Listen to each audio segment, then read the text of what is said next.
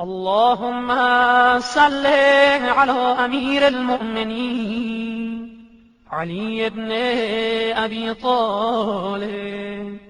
اخی نبیک و ولیه و صفیه و وزیره و مستودع علمه و موضع سره و باب حکمته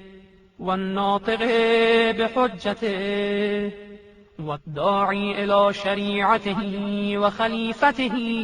في أمته ومفرج الكرب عن وجهه قاسم الكفرة ومرغم الفجرة الذي جعلته من نبيك بمنزلة هارون من موسى اللهم والي من والاه